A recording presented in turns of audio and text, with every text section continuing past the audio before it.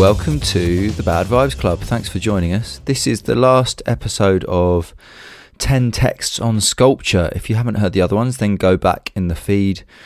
There are, as the name suggests, 10 of them, and this is number 10. This one is on maintenance and art. It does have a sculptural element, but it's maybe slightly broader. And we look at 3 texts this time, partly to enable us to think about sculpture alongside maintenance, and partly because 2 of them are newspaper articles, so they're a bit more light. And one of them is more of a art historical critical text.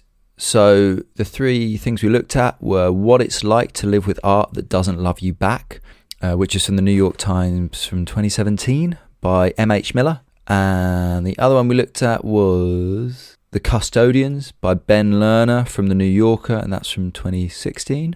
And the kind of heavier text is Helena Reckitt's Forgotten Relations, Feminist, Artists and Relational Aesthetics. Now, in the podcast itself, we kind of go into this, but there are 3 texts that look at different kinds of maintenance. One is about literally maintaining artworks, in collections, personal collections in people's houses. One is about conservation in institutions like museums, and the Helena Reckitt text is about maintenance, the performance of maintenance in art by feminist artists, and how that is kind of ignored in later understandings of relational or kind of social artworks. As always, you can download all of these texts from the website, which is dekersaint.com/Bad Vibes Club. So that's DEKERSAINT.com/BADVIBESCLUB, Bad Vibes Club. It's a great episode. The one thing I'll just say is that there's this lovely thing that's highlighted in the Ben Lerner text, and we mention it briefly, called the Artist Documentation Program, which I think we mentioned before in relation to the Robert Gober episode. So if you Google that, it's a Whitney series of video conversations with artists talking about how they would like their work to be conserved. And it's just, you get a real insight into the way people make their work. So Josh Klein is the artist that Ben Lerner is focusing on, and he's on there. And I've watched the Robert Gober one before because we'd been looking at Robert Gober earlier in the series. All right, so I hope you enjoy the conversation. This is the last one, as I mentioned. We will do another series of 10 texts, maybe looking at something else. So if you have any ideas for text, then please do get in touch. Or if you just really, really want 10 texts on painting, then do let me know, because I'm always interested in listener feedback. So yeah, all right, cheers. Enjoy the conversation. I will see you at the end. Welcome to the final episode of 10 Texts on Sculpture with me, Matthew de Kersaint-Giraudot. There's a long pause between my own names. I don't think I normally say my name. Anyway, and Andrea Franke. This is the last one. This is exciting. And we're reading 3 texts. That's also exciting. Yeah, and 2 of them are just really fun texts, I think. So we kind of chose very different types of texts for this episode. So it was less hard than usual, I think. Andrea, you should probably introduce them because they are all your finds. Yeah. So we're reading 3 texts. So 2 of them are they're sort of magazine texts, so they're quite kind of, I guess, like lighter encounters. And then we're reading the Helena Reckitt text as kind of like to give us a theoretical base to address these other 2 lighter texts that are actually really interesting. So we're reading What It Is Like to Live with Art That Doesn't Love You Back. And that is text that came up in the New York Times Magazine section. Is written by the editor, like the art editor of the New York Times magazine, a travel magazine. And it is a text which is really interesting because it's from the perspective of collectors. And what does it mean to, there's like this kind of different anecdotes and experiences and of people that buy art that requires a lot of maintenance. The second text is by Ben Lerner, which is a poet and a writer of auto theory that Matt and I are very, very big fans of. And it's called The Custodians, and it's from the New Yorker magazine, and it's an essay about conservation in museums, and this special conservationist at the Whitney and Harvard who set up this project where they record how the artists would like their works to be preserved over time. So we can talk about it more deeply. But they're both really, I really recommend it. They're both really, really fun. There are lots of like really fun anecdotes and really easy to read. And the third one is by Helena Reckitt, and it's called Politics in a Glass Case, and is a critique of relational aesthetics from the perspective of how what are the type of concerns and labor that the narrative of relational aesthetics has forgotten, either on purpose or like on willful ignorance, which is a history of like being concerned about the maintenance and the infrastructure and the setup of this practice that exists in the social realm. And then she'll talk about some feminist artists.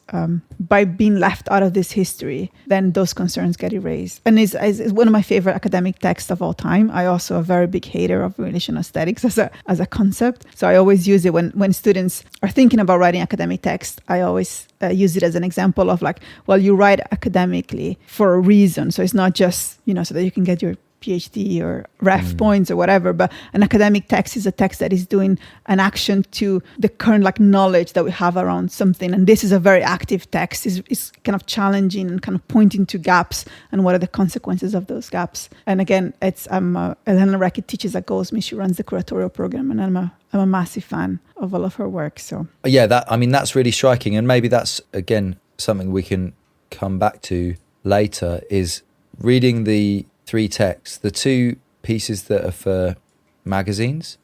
One is definitely a bit more like thoughtful than the other, but I would say they're both doing similar jobs, which is to entertain essentially. And they have points to make about art, but they're quite crude, I think, ultimately. And the content is much more the interesting thing. Like literally, as you say, hearing from collectors or hearing from conservators and understanding that world. Whereas the Reckitt text, it's got a point, it's got a thesis, and it's advancing that point, and it's a really useful point to think about. And it's art historical, and it's about, I guess, historicizations of art in the present as well. So yeah, again, maybe we can come back to that later as we get towards the end. But which one do you want to start with?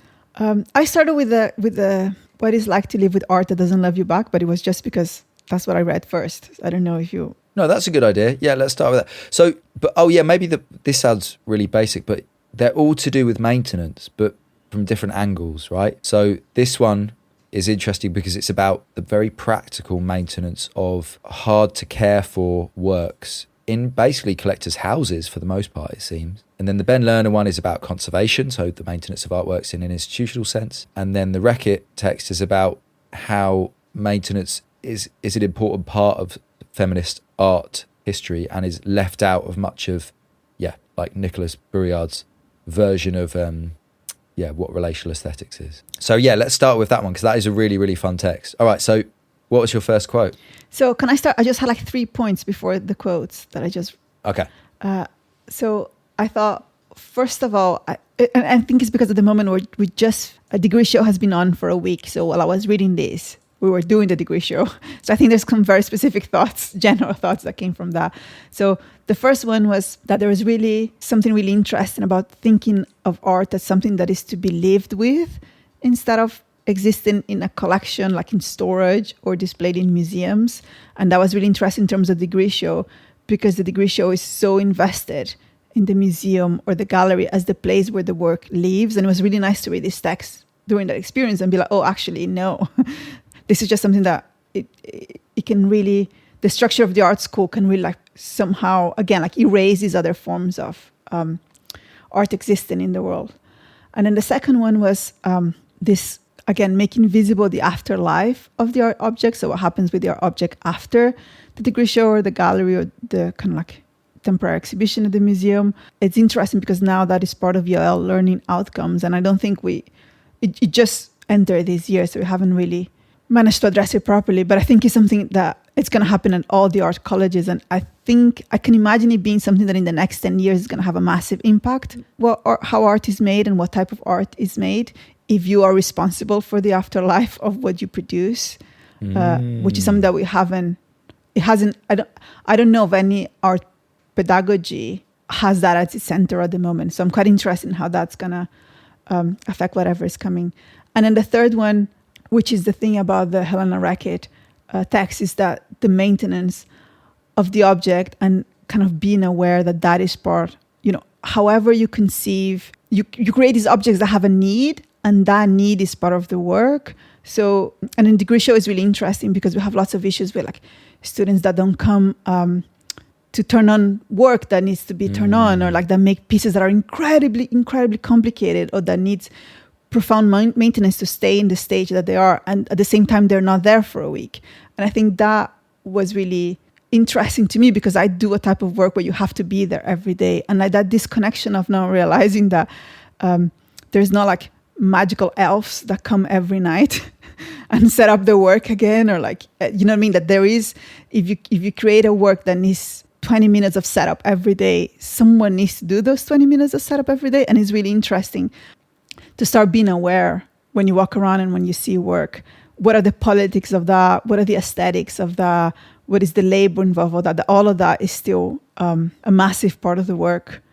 And it doesn't mean like it's fine to do work that, you know, doesn't need you, but what does it mean to do work that needs you or needs someone else and you're not there to give it back? So I mean, this brings to mind, I've been reading another book by, hang on a minute, I've got to Google it, sorry. It's called Beyond Objecthood, and it's by James Voorhees, and it's about the exhibition. The subtitle is The Exhibition as a Critical Form Since 1968.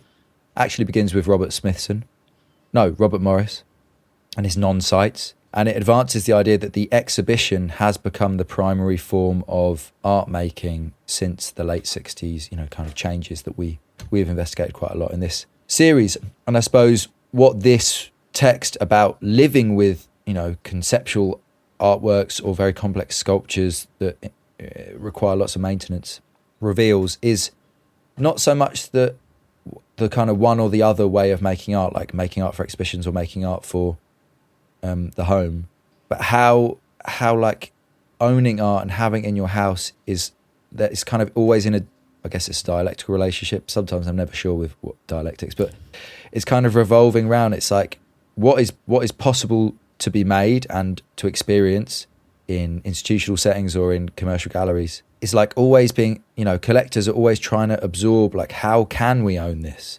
So there's a great, you know, anecdote about Tino Segal, which I'm sure we'll get to later. But the first, I mean, have you got more to intro? Because I've got my first favourite quote. No, the intro's done. We can go to quotes. Okay. So lots of the works in this piece are sculptures, actually, or I would think of them as sculptural. But my first, and I think is an amazing quote. So Herb, in the 1970s, the legendary collectors Herb and Dorothy Vogel, civil servants who amassed and stored more than 4,000 contemporary artworks in their one-bedroom apartment in New York, bought Robert Barry's seemingly impossible to own closed gallery piece, in which the artist had 3 dealers shutter their galleries for the duration of his show, each sending out notices that contained statements like, "During the exhibition, the gallery will be closed." The Vogels paid $250 for the piece and received 3 invitations in a single frame. So you have this like very interesting relationship between a piece that seems impossible to own, but actually when it comes down to what constitutes the piece in ownership, it's a framed bit of card. And I think that's really interesting for me to think about. Okay, so what happens when artists are really focused on exhibitions and aren't really thinking about the long-term life of things, but then they're kind of forced into it by, you know, commerce or by, you know, external interest in their work that is not about the exhibition format. Yeah, but it's also interesting because it's also like there are artists that still resisted that, right? Like I think there's again, it goes to genealogies, right? And there's a genealogy of conceptual art that just dematerialized the object and then started doing contracts and stuff, which is fine. People need to make a living. So, and it's not, I'm not criticizing, but there's like a choice in participating in the system.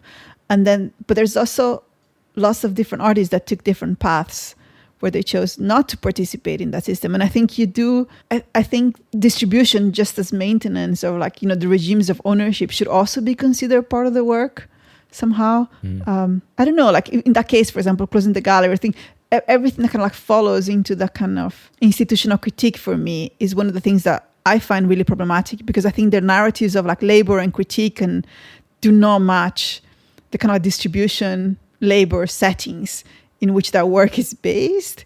And it to me there's a hypocritical side to all those works that I find quite annoying. I sort of prefer work that just then embraces the commercial, you know what I mean, embraces that's and has a different, like more complex relation, that a work that is performing a critique in a very hypocritical way. Yeah, I mean, there's lots of works that close galleries. We looked at one with her name has escaped me now. Park MacArthur. Park MacArthur, yeah. So, she's done a closed gallery work, and the one that comes to mind as well is the Chisenhale one recently, which was much more focused, at least in terms of its representation, on the realities of what happens when you close a gallery. I guess my point there is much more just like, you can claim that the exhibition form has come to dominate contemporary art, or you could claim that the conceptual is embedded in all artworks and so on. But someone somewhere is always going to think about how they can have it in their house. And yeah, like, it's always worth considering what that would mean to have it in someone's house. And this, the images in this piece are really interesting. Pierre Huys, like, one of his aquariums just in someone's house. And the point that is made in here, where it's just like, you could, of course, just buy an aquarium and put some lobsters in it. And that lobsters keep dying and stuff like that. It's really sad. But also, like, kind of like a practice in itself, like collecting not just as ownership, but as a commitment to a set of objects that you have to maintain. So that was really interesting to see, because it's almost like a positive vision of collecting that I don't normally think of when I think of what collectors want from artwork. Yeah, I think it's also like really interesting because this is from the travel magazine. So the travel magazine of the New York Times is like the similar to the How to Spend It magazine of the Financial Times. Like, it's a magazine for rich people on how to spend money. So it'll have like really amazing places to go to, and really like rich people, how do they do their dinner parties and things like that. So it has like I forgot how you call this, but it kind of like covers the social, the world of the rich people, and you want to have your house there because that'll mean you're someone who has like a society magazine. Yeah, exactly. So there's a society magazine side to it. So it's addressed to an audience that is very different to all the other things that we read. And I think there's something really interesting, like you're saying. So it starts. So my first quote was much earlier than yours. It was, contemporary art has long been a status symbol, and collecting has always been elitist by its very nature. But the idea of art as pure financial currency is a relatively new concept when introduced by the vast speculative cash-infused network that the art world has become in the last few years. And what I love about that is that, to me, this piece is about these two different classes of rich people. So it's the rich people that sees themselves, very intellectual and very cultured. So they're buying these pieces that require a lot of maintenance. They're challenged to kind of like show off how sophisticated and how they actually really are into art, in comparison to the rich people that, has storage at ports, so they don't have to pay taxes in like Switzerland, and have like lots of different, massive collections that they one day will probably create like an institute as like a way to not pay taxes and just have their own museum with their own collection, which I think is where the kind of world of museums it's going at the moment. So the whole piece is just really full of compliments to this other, right? It's like it's trying to say, no, everybody should be this sort of collector. You should be the collector that actually really likes art, that wants to spend time with it. There's someone who wrote something which I thought was hilarious. Oh, it's like, Helena Reckitt, an art advisor and collector, buys and sells quite a lot of art, but insists that money trivializes it. And I just wrote, that is such a rich person thing to say, right? It's like, your entire world is buying and selling art, but you don't like to think about money. Yeah. I wrote, it's like from a film by Ruben Östlund, from like The Square or Force Majeure or something like that, when he's making fun of like these really, these rich people that are trying so hard to not deal with that fact. And in that sense, there's something really, there's something really fun about it because it has all these blind spots, because it's not trying to do a critique. Yeah, exactly. You actually get to see lots of stuff that are really, you're like, oh yeah, this is really, you're just saying is as if this is an amazing thing, but actually I'm not really sure. Yeah, no, absolutely. I completely agree with that. I mean, my favorite bit is the Tino Segal piece. I really like Tino Segal, actually, just to be clear, but he sells his work in this very particular way where he refuses to offer contracts, and you have to, I guess they're performances or choreographed pieces, and you have to travel and meet him with a lawyer, and it's a verbal contract, and then you own the work. So let me read the quote. Segal refuses to travel by plane for work-related matters. So in 2016, the collector, she flew to Paris, where the artist had a show at the Palais de Tokyo. The work exists only theoretically and in an email from Seagal's dealer. That's not meant to be the case. Anyway, called Those Thoughts 2005, it involves the collector and her husband, a real estate developer, throwing a dinner party and at a certain point getting up from their chairs to switch seats. The one problem is she hasn't been able to get her husband to take part in the performance. Quote, all he needs to do is get up and sit in another chair and he refuses to do it, she said. I think that's so good. And not just as a joke about rich people on it. Like, honestly, I just think that's brilliant. I think someone committing to that piece of art, but without asking their partner first whether they'd be willing to like do the performance. I just think that's really funny. It says something more about like, you know, heterosexual relations or something rather than money. But I just think it's incredibly funny. No, but I think it also says something about labor, which is the thing that is not addressed here. Like this. Okay. This piece, in a sense, is like, you know, like a Sofia Coppola film where, you know, it's based in the South during the time of slavery, and everybody's like really beautiful and they have just really like white clothes and they have nice meals, but you never see any labor because she doesn't want to represent slavery. So things just happen. And I think most of all the other artworks here, and I think John Waters is an exception because he's John Waters and he's such an, you know, he's aware of like politics and the social in a different way. So he talks about the cleaners, but all the other ones is like, when you say, well, you know, a collector, you know, takes the hard work of having this pure hue aquarium and they have to change the crayfish every 3 months. But it's like, clearly it's not them who do that work. Like, you know, I mean, they take in these really complicated pieces because they have people to do labor for them.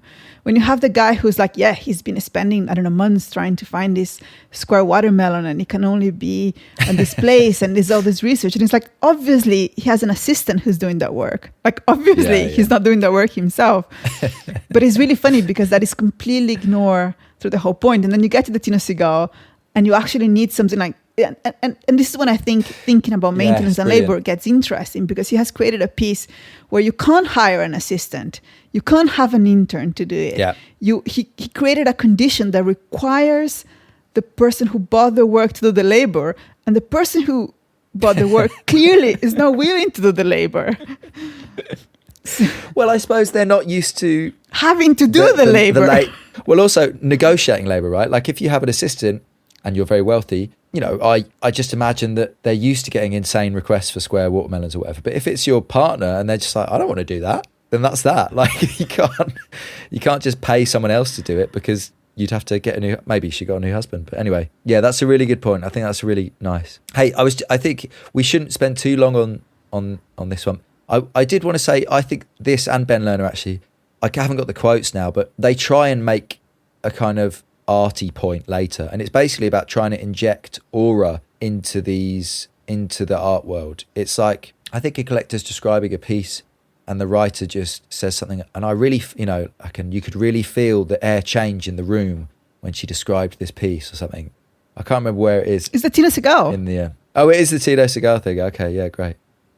So it's just like the idea that after all this, like maybe because it so studiously ignores who's actually doing the work of maintenance, it then can only really make a very general point about, isn't it great that art, you know, can exist even though it doesn't really exist? But it only doesn't really exist because you're not looking at who maintains its existence. Yeah, and I think if you're gonna go to the Ben Lerner one, I think Ben Lerner sort of starts. So my first quote from him is sort of about that.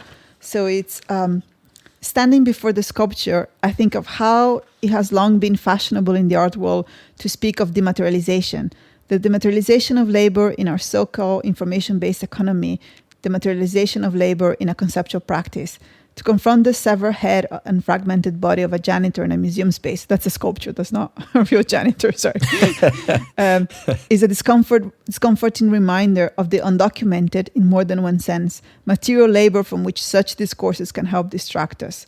Somebody's still making the hardware from which you upload data to the cloud. Somebody's still scrubbing the toilets at the museum that hosts your symposium on internet art. Yeah, I think, again, it goes to that thing. It's like the degree show as well. Like somebody is putting your degree show, turning it on every day. And it's interesting to think about it or not think about it, or like to pretend.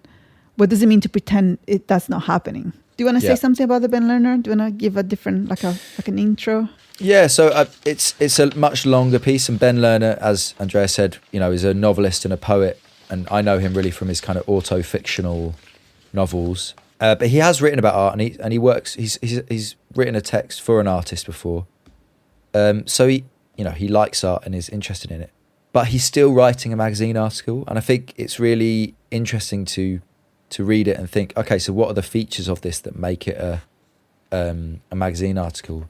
And I think there are, it starts with this meditation on what is not looked at in art galleries, what is not understood. But then it still maintains quite a light touch in terms of thinking about labour and thinking about who's doing the work, because it focuses on the head of the conservation area at the Whitney Museum. Can't remember her name now, but you said her name earlier. And it focuses on the artists. And again, at the end, there's just basically his kind of wrapping up point is like, you could think about this conservation and think about how it kind of demystifies art, but actually, I think it adds more mystery to art. And that's, that's good. Good. Yeah, and that's good. Yeah. Because you can't end a magazine article by being like, and this fundamentally changes our understanding of like the art gallery as an institution. It has to just be more like general. Whereas, when we get to the Reckitt text, she's got this very specific point that she's arguing for. But I mean, it's a lovely piece of writing, and I really, obviously, big fan of Ben Lerner anyway. But yeah, it's really amazing reading the interview with the curators and reading about the history of, like, a very potted history of curation in the 20th century. The arguments between people who want to do lots of repainting or people who think you should try and get back to only what the hand of the artist put in there in the first place. It reminds me a bit of Grand Designs, because I've been watching Grand Designs for like a few years now, like going back from the 1999 episodes all the way up to now. And sometimes there is like a conservation element, like they're redoing something or they're, trying to use an old building or whatever. And Kevin MacLeod has this very specific idea of conservation. But then there's an episode in France, and in France, their idea of conserving old buildings is basically trying to replicate what they would have looked like when they were first built. So it's a lot of varnishing, a lot of like rebuilding things. There's no like aim to conserve materials or conserve loss, as it were, to conserve degradation or like how time has changed things. And Kevin is absolutely disgusted by it, right? But it's because he's coming from a very specific standpoint, which is partly a better way of doing things, but also is definitely like taste and cultural difference, and he just can't get over himself to like think about why that might be the case in different countries might have different approaches. I like that funny. I like that you just put in there before saying class and taste. You're like, maybe it's based on a better way of doing things. Which I think, I mean, if you watch the episode in France, I mean, it's 20 years ago anyway, so it's like 2001, but it is wild. They basically like knock the building down and rebuild it and make everything, all the wood, like they put loads of really red varnish on it to make it look old. But I agree that obviously it's like primarily class and taste, and then secondarily those things are like the basis upon which knowledge is built. I think to me what I really like about this text is, and what I think about in terms of maintenance is like you're saying, it's just like you become so aware of how maintenance changed the object, that you can't have the art object without the maintenance aspect. The same way that to me, when we had the first episode and I thought about Duchamp, and I had never realized the process through which Duchamp had been replicated. I can't think about those objects anymore without considering those choices and the history and that has attached to it. Like the fact that they're not objects that he just found because those objects were disposed of, but they're objects that have been replicated in this very precise combination of industrial and artisanal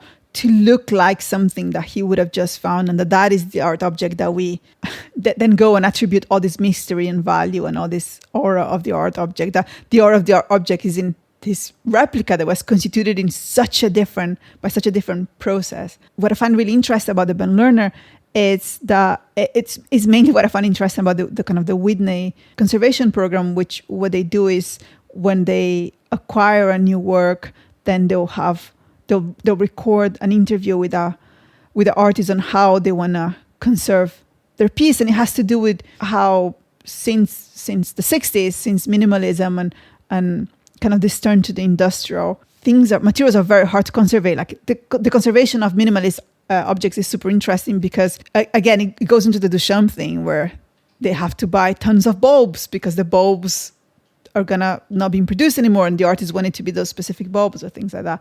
And you can go in the Whitney. We can put a link on your website, but you can go, and these videos are public. So there's one with Robert Gober, for example, so you can see the sculptures that we talked about in our second episode. And you can. So this is the artist documentation program, right? Yes. It's amazing. And then you can see, him talking about a series of objects and sculptures and be like, well, this has to be done in this specific way. This I don't mind.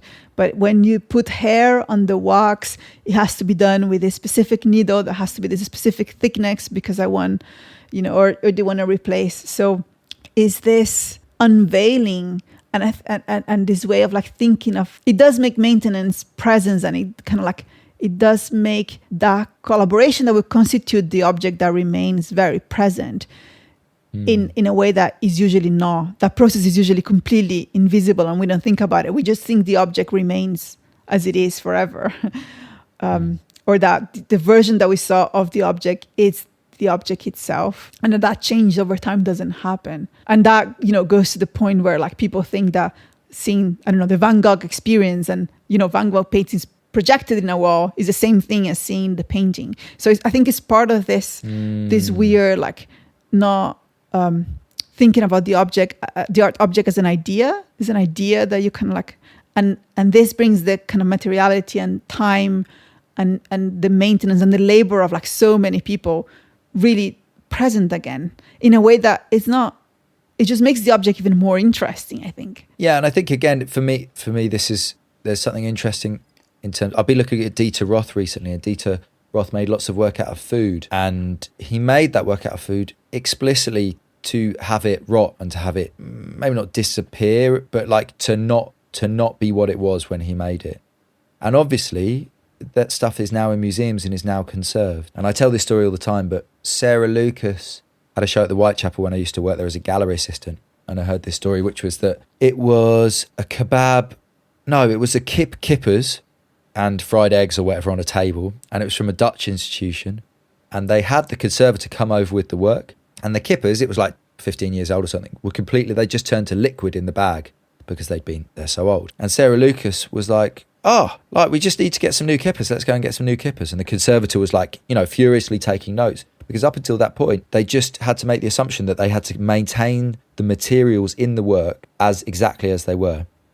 But as soon as the artist made this, and I know she's making, she had hundreds of objects in the show, so she's making very quick decisions, made this very quick decision, it completely changed the decision, the conservation, which would now continue presumably to replace the kippers whenever it was shown for however long they're showing Sarah Lucas's work, which who can say how long that'll be, but it's an interesting idea that you can do this stuff like the artist documentation program, which tries to formalize these conversations, but those conversations happen, and conservators are kind of always listening out, I guess, for like the correct or the most appropriate way of conserving an object, and it can happen very casually as well. But I think, just to continue, because I think my favorite part of the Sarah Lucas keeper goes after that, because we're very like, we had a conversation with another friend who also worked at the Whitechapel, and they were talking about then the requirements and the thing that if you were working there and you were the person in charge of like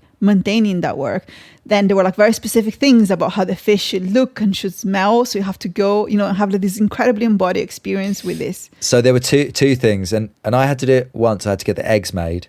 You had to go to the restaurant and get the eggs fried, and the restaurant were really fucked off with this, because it was like in the middle of their prep time, they had to stop prepping and cook. They just cook the eggs every day and cook you like 6 eggs, like for quite a long time, to make sure that they were firm on the bottom. And depending on who was working, that could be like a really grim task for both the person asking and presumably the person who didn't want to do it. And then the other one was the chicken, and they had to go and get this chicken with legs on, and it was really hard because no one sells chickens with legs on in the UK, so you had to like find a specialist butcher. And then there was one other thing, which is the kebab. And we, at first, I think they were replacing the kebab every few days, and eventually we just started doing it every week. And like sometimes you get in on a Monday and you'd be like, that is not a new kebab. And so you couldn't get a kebab at like 9 a.m. in the morning because like they aren't open. So all of exactly as you're saying, like all of these realities of labour are so interesting, but they aren't the things that are being written down by the conservator, because the conservator's not the gallery assistant, even if they are the conservator.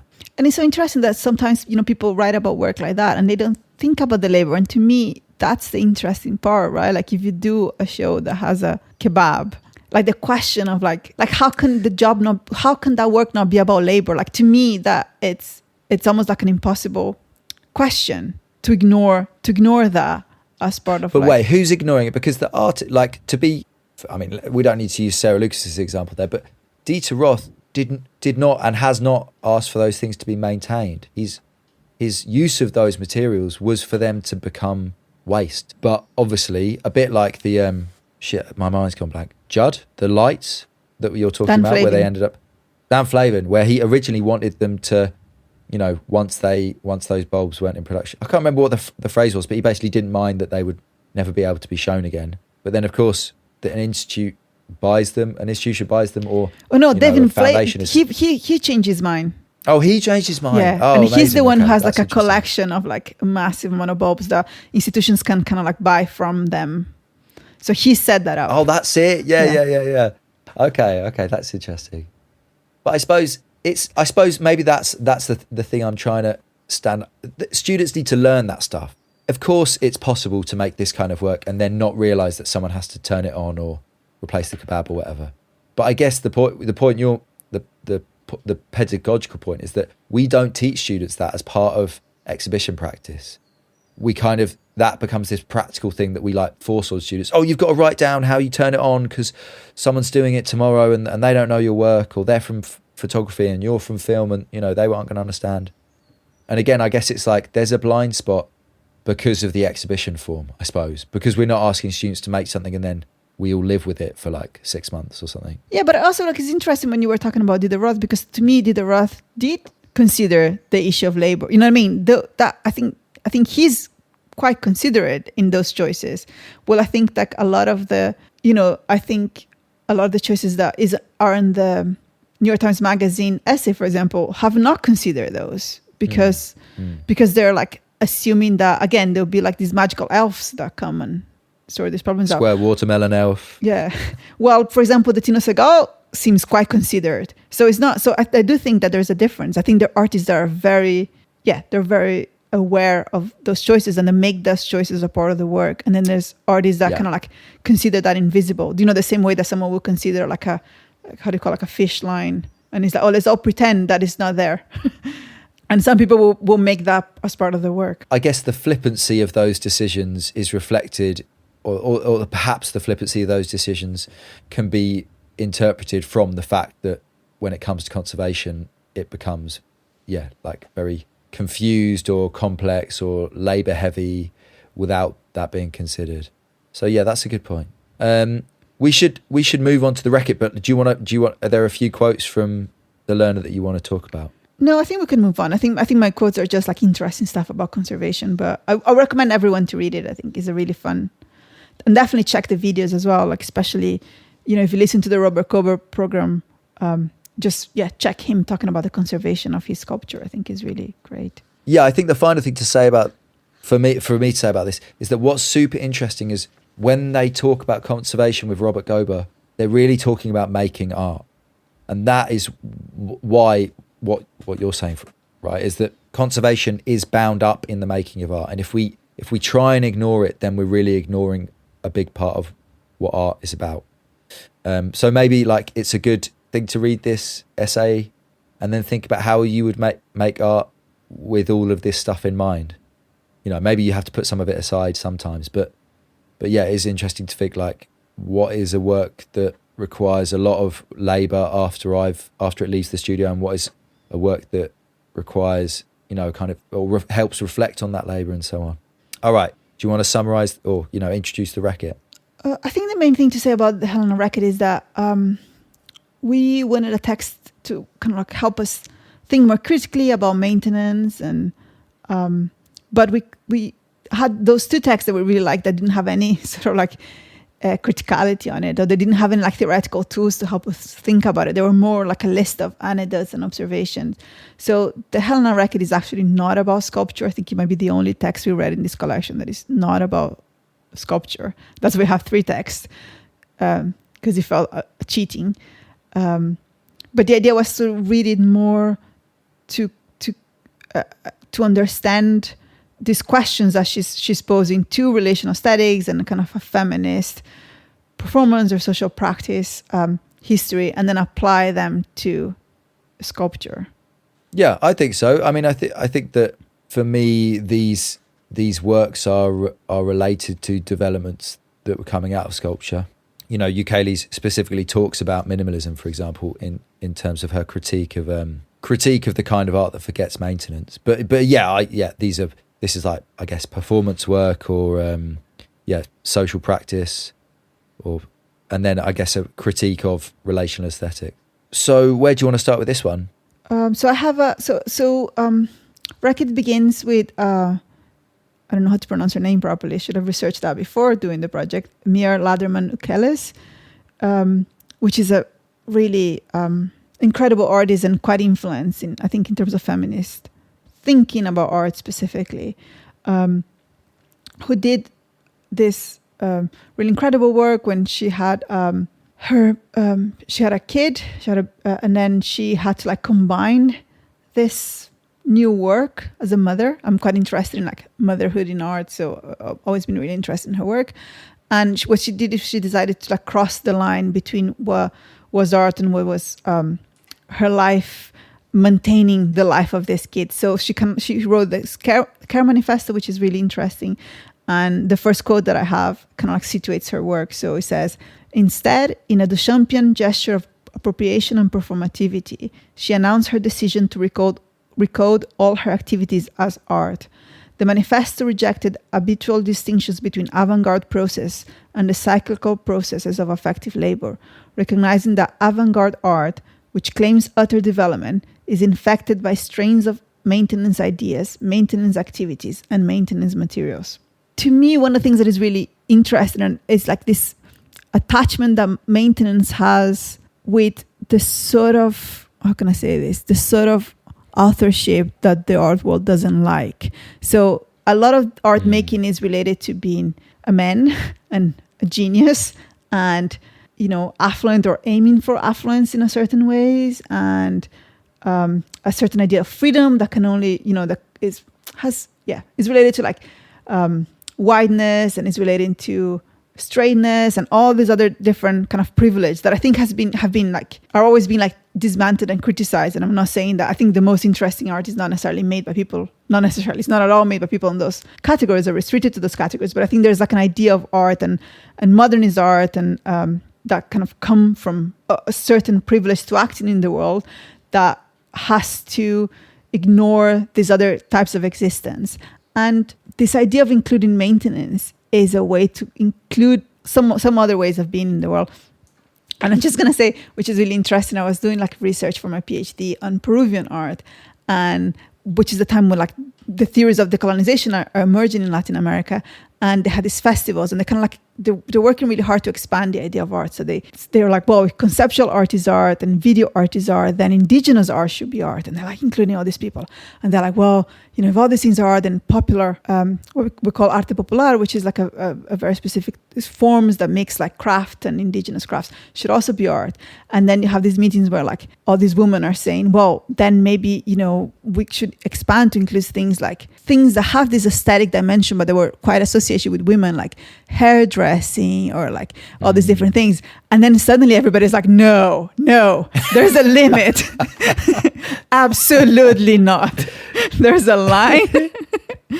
And to me, that's what I love about Ukele's work, is like when she's doing this thing and she's like cleaning the museum, and she's cleaning the museum as art. Again, like she's someone who's really aware of labor. So she's making visible, like, oh, people clean the museum every day, and we will never, even after this work, we will never, ever consider that as art. Like there's like a hard limit to what is art. and what is authored and what is it and what isn't. Yeah, it's this idea of like infecting the thinking of art with these maintenance ideas and maintenance activities and materials is what we've been trying to do with the other two essays. We're trying to like infect those narratives of art with those ideas. Sorry, that was a massive round to get to that point. No, I think it's super interesting. I mean, I think to give that point even a slightly bit of a twist is that when I think of Ukele's work at the Wadsworth Athenaeum, I think of her on her knees scrubbing the museum's front stairs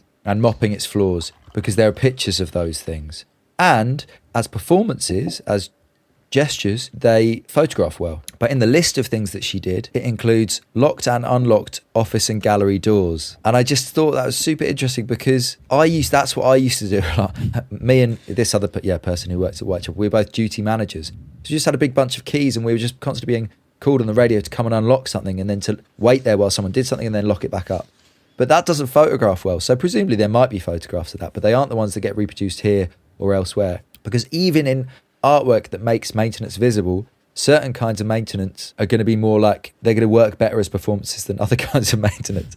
So even in this kind of thing where it's like, you know, she declares all of her work as a mother art, for example, presumably some things exist as photographs and some things don't. And I really think that's important to say, is that like these works kind of end up, even when they are framed in explicitly political or critical ways, they kind of exceed those bounds, and it's messy, right? It comes, even when Reckitt's doing this work, she picks, or, you know, the editor picks some nicer looking photos out of all the photos that are available of that piece. And it's never going to kind of, it can't be read in purely political terms. Yeah, and I think, because I read the other text that we initially thought was the text by mistake, the Helena Molesworth housework and artwork. And she has this, she had this quote by Carl Patteman, or like this paraphrasing, and she's talking about how the thing is, capitalism cannot function without the unpaid or underpaid labor of maintenance. So that can be dismounted. Like you can't dismount that inside the system. And I think that's what's interesting about what you're saying, is like that it's always set up to fail in a way. Yeah. Like it is impossible for it to actually succeed to the level that it wants to succeed. Yeah, I mean, philosophically as well, right? I mean, this is a quote from page 133, which, focusing on the supplement, and I'll get to that, Ukele's mirrored conceptual art's inscription within walls, floors, and other architectural or decorative, but here the supplement concerns the back half, invisible human effort. So I often talk to students about the notion of the supplement, which is Derrida's idea. I'm going to probably radically simplify it and paraphrase it here, that to have something that looks a bit or feels a bit like a autonomous or like self-sufficient thing or object, you always have to have something else that supports that. Like he talks about it in terms of maths and Gödel's incompleteness theorem or whatever. But when I talk about it to students, I tell them about things like, you know, a museum label, right? Or a museum, or like a little handout that comes with the exhibition, or like a gallery assistant that points out that actually you can touch this artwork, or someone that says the film's going to start in 20 minutes, but this, you know, you can go around and have a coffee around the corner, you know, like all of these things. But I guess she's talking about it, Reckitt's talking about it in terms of the labour stuff that you've been talking about. Can I read the quote that comes after that? Because it just, I feel at this point, everybody knows who my kind of petty hates are in the art world, and this is about Sarah, so I just want to put it out there. As such, Ukele's also critique minimalist and process art disavowal of labor, which had created a situation in which artists were lifting industrial processes and forgetting about the whole culture that they come out of. So Sarah was the steel worker without the work, without the workers, and Judd was the carpenter without the workers. Well, there you go. That's our sculptural reference. So yeah, exactly. It is about sculpture. Yeah, I mean, the rest of the essay, really, its point, I suppose, is to critique Nicholas Bourriard's idea of relational aesthetics. And there's just a series of like real zingers about Bourriard trying to kind of create a form of relational art, a form of art that involves human relations, however you want, whatever phrase you want to use to describe that, without incorporating any of the political relations that many of the artists set out to kind of, you know, work directly with. So, yeah, I don't know what your favourite critique of Bourriard is. Have you got? I'm looking through my list. I think. I mean, my favorite is the Felix Gonzalez Torres one, because so Felix Gonzalez Torres, you know, it's important not to reduce people to these things, but I definitely think of him as someone who was really, really deeply involved with activism, particularly around AIDS, right? That's, I mean, I haven't Googled it, but I feel like that's fairly straightforward understanding of it. And Reckitt writes, in a bizarre interpretation, Buryard writes off what he sees as efforts to reduce the art of Gonzalez Torres to a neo-formalist set of problems or an agenda for gay activism, while praising Gonzalez Torres's work's ability to, quote from Buryard here, ability to sidestep community-oriented identifications to get to the heart of the human experience, which even the most superficial reading of Gonzalez Torres would be hard-pressed to find that it was just going to a kind of universalized idea of human experience. So I thought that was really, like, that is maybe typifies Buryard's approach, where he's trying very, very hard to kind of squeeze out the political in order to maintain what? Like, what is it that he wants to maintain? Okay, I have the quote that replies to that. Okay, go. Buryard invites museum visitors to come together in what Jackson terms, open quotes, a frictionless environment unencumbered by the claims of responsibility. Yeah, there you go. That's why Shannon Jackson has an amazing book on social practice. And I think this is also, because there's also like a nice zinger here about Claire Bishop. And I think that's also, I just want to say that to students. There's so many incredible writings about social practice. And Claire Bishop and Nicholas Buryard are not two of those people that write these amazing texts about social practice. And I know you like the Claire Bishop text. And I think from the performance... I like her original essay. I don't like the book. I think the book is... Yeah, anyway. Because I think from a perspective of performance, and I think if we do a series on performance or social practice, and I think there are interesting points there. But I think because students end up taking these two texts, I don't know, as a clarity of what those practices are, then that becomes a problem. And there are a lot of like different, more complex approaches and questions. And those works, they have to, it's a bit like the Rosalind Krauss in a sense, they have to make an effort of erase so much writing and so much thinking and so many artists to make their theories work. And I think this is like the main critique of Buryard here. Like there has to be so much willful ignorance in those readings, like the Felix Gonzalez stories, to kind of fit into the narrative that is this quite flat narrative that he creates. Even Rikrit Tiriajana, sorry for the presumably bad pronunciation of that name, said that he never read Relation, you know, the book, that his work is on the front cover of the book, and he's like, I never read it. And he worked with him all the time. He was like, one of his favorite artists. So. Yeah, and I think, I can't remember, there is a line there about how, you know, his first attempt to do this stuff in an exhibition, this relational aesthetic stuff in an exhibition. Basically, everyone turned up for the party, and then everyone stayed around for about 3 or 4 days, and then everyone left. So visitors after that just turned up to basically a kind of the remains of things. So things that just looked like the remnants of other people having had a nice time.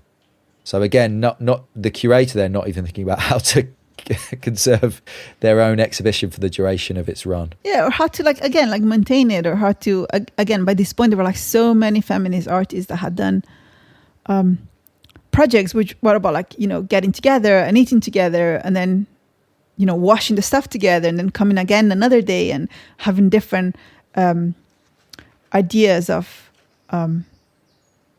togetherness that are just not that superficial. There's another quote that I really like on page 140, and it's the one that is a critique of Claire Bishop. So of the 26 contributions to her 2006 reader, Claire Bishop's reader, participation, not one highlights feminist artistic or theoretical perspectives. The emphasis on conviviality in relational aesthetics that Bishop critiques is problematic in feminist terms because it ignores the antipathy and ambivalence of women in their stereotypical feminized roles, as well as that of the affective workers, to the expectation that they supply service with a smile. And I think that's this thing as well. It's like this kind of idea of conviviality that doesn't encompass how conviviality is hard, and like being with other people is hard, and being responsible for other people is hard, and maintaining a shared space is really hard. And it's not only hard, but it's annoying. And again, thinking about, I think it's funny because when we met, it was this one of the things that was really interesting in your thinking, because I come from social practice, was your thinking on negative affects, because that is something that in a lot of this kind of more shallow theories of social practice, they get ignored. Like social practice become this place of happy feelings and good feelings and moral feelings. And there's something really, I find it really abject about it. Like there's something really, and problematic again, in terms of the politics or like aesthetic thinking of those spaces to when does it kind of crosses the line and becomes like the two, just becomes entertaining. It's just entertaining. You just go and you do something that makes people happy in a really shallow term, but it really ignores the people that are there and the complications that are there. And that actually are the interesting thing is to have, to me, what I like about art is the deepness of it in many ways. Or sometimes it can be really surface, but it's surface in a way that, I don't know. Sorry, I don't know where I'm going with this. No, I think that's a really the way the joke about Baudrillard and Bishop, right, is that Baudrillard's like, conviviality, and Bishop's like, no, antagonism. And then that's it. You get these two poles of like, art that engages with the audience should be antagonistic, or art that engages with the audience should be like fun. And you get basically pick your fighter if you're, trying to do participatory work. Sorry to use that word. I know you don't like it. At art school. But my point with lots of these things is always like, but what is either of those things or any other feeling for? Like, what is it then going to put back into the work? Or like, how does it feed back into the experience of the viewer? And also like, what about all the things that like, you kind of alluded to already, like all the hard work that conviviality might require, and effective work like awkwardness or embarrassment or boredom, while you're waiting for people, or, patience while you're like trying to have a conversation with someone who, doesn't know whether they're meant to, be part of your artwork or not. And it's all work, but like lots of it, again, the split between like effective labor and other kinds of labor, or the ignoring the notion of, sorry, not effective, like emotional labor and other kinds of labor, and ignoring all the tiny bits of emotional labor that might be just about covering up minor emotions or sitting with an emotion like boredom. I think those things, minor feelings are really important, as well as negative feelings in these cases, because actually, like, art, it probably isn't the place to have like really antagonistic work. Well, that's a bit strong. Exhibitions probably aren't the place to have really antagonistic work, because, people feel like exhibitions are something they can wander in and out of. Theatre could do that, because theatre, you pay for a seat and you come in and you sit down and you take your pounding or whatever.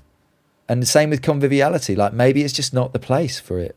When we spoke about Lysia Clark, and you made that really good point that, she kind of left the art world but took, art with her in a way. Oh no, that was the point of the essay, wasn't it?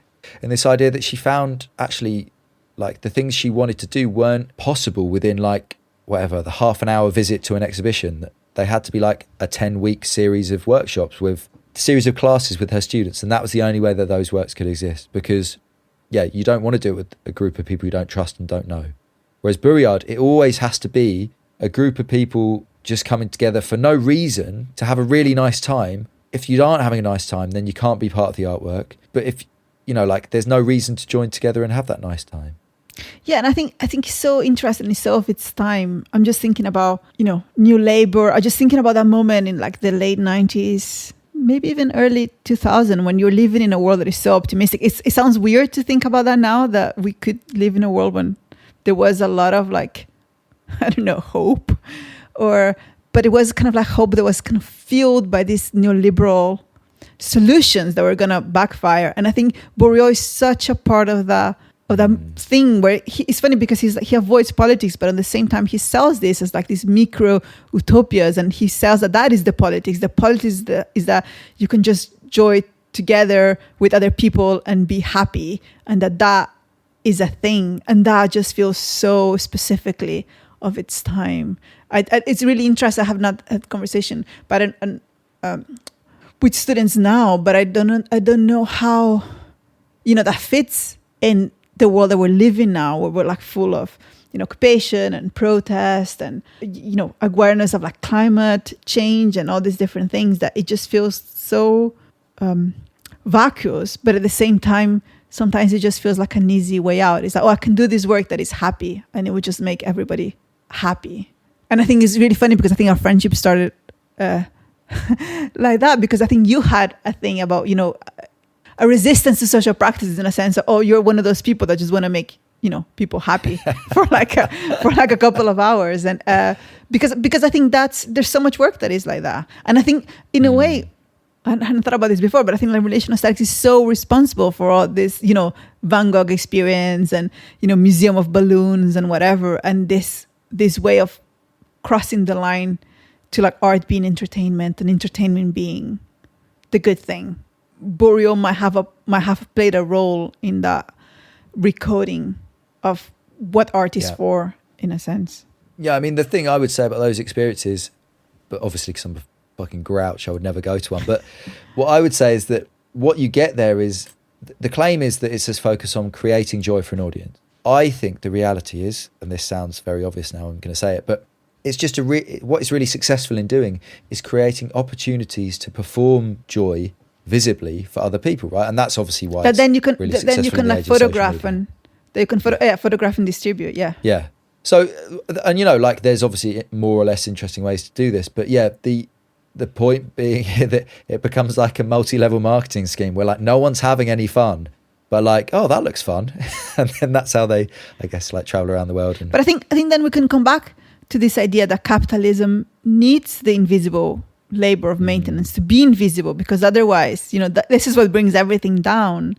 And those experiences, they can't be tainted by the experience, by the labor of the workers and the people that set that up. And the same way that Bourriaud's artists cannot be tainted, by this awareness of the labor of maintenance. Even like, Pierre Hugues, which we saw on the New York Times travel magazine, who was one of the relational aesthetics artists that Bourriaud worked for, and he did the aquarium. That work can't in it encompass the idea that it needs some sort of servants to kind of like sustain it, because that will ruin the joyness that it is supposed to bring. It's supposed to be a work that is full of enchantment and all these different things. And that's what is so funny when it's like, oh, the fish is always dead, the crayfish is always dying. And how can that not be part of the work? No, the work is just like to replace it faster so that you never have to confront death. How are we going to bring this back to sculpture? Maybe we don't need to. Maybe that's a bit. Oh, I just brought it back to Pierre Hugues Aquarium. Oh yeah, there you go. If you're going to put a lobster in your sculpture, you have to accept that at one point it's going to be a dead lobster. I think it's a crayfish. I think there are 3. No. Oh, is crabs? It? Okay. Crabs or crayfish, something like that. Yeah. What should we do next? Well, we're going to have to take a break. So because we've got to have a break. I've got a baby on the way, another baby. And then I don't know. I think we should have a think. I feel like every time I bump into text, I'm like, oh, we should do 10 texts on performance now. Oh, no, we should do 10 texts on painting. Oh, no, we should do 10 texts on... I saw the Zotero folders are just like expanding, aren't they? Yeah. Different options. Yeah, I mean, you could clearly... I mean, I suppose just to reflect on this, clearly the texts we chose were reflective of our biases in what we were interested in finding out about and where we got our text from. The fact that several of the texts come from the same issue of the American magazine October tells you a lot. This is the challenge for a reading group or a student or someone who wants to ground their practice in art history and theory, is like, how do you spread out and how do you get to different kinds of texts? And so maybe that's a challenge we'll have to consider as well for the next lot. Yeah, but I really like that it's not canonical. That we're not pretending any of this text is canonical. I mean, maybe the Rosalind Krauss. Well, I suppose it's about responding to canon in that sense, critiquing. From but a also like standpoint. Something that came up in that text is that how the expanded field expression is now everywhere. So sometimes it's interesting to read something that is incredibly influential. I think this text, even the Reckitt, which I adore and I use it a lot, is not that well known as a text. But my point was, it's nice to dismantle the idea that there is a canon. You know what I mean? That there is a way in which we could just choose 10 texts and it will be the 10 texts that you need to read. Yeah, because that's a even good point. to choose this last one, we were like, oh, should we read something on queer minimalism? Or like, oh, should we read something on, at some point we wanted to read something on Bruce Nauman and kind of this embodied relation. There were so many possibilities and they were all like really interesting. And just to tell students, you have to, again, it's like not be seduced by clarity that someone could come and tell you, this is what you need to read. There is never a this is what you need to read. You need to find your own text. And then I think the nice thing is to learn to relate one text to another, like use the things that you're reading to like build up and have conversations, not because you have to, but because it's fun. I think when you start doing it, it's just such a much more enjoyable way of reading and thinking about things. And actually, on that note, my daughters and my wife have just arrived back, so I need to go and do some maintenance. Okay.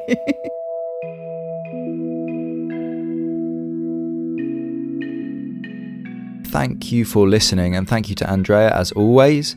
There will probably be a short to medium break while me and my wife look after a very tiny baby for a while, but we'll definitely be back fairly soon with another series. So thanks for listening, and all right, I hope you enjoyed it.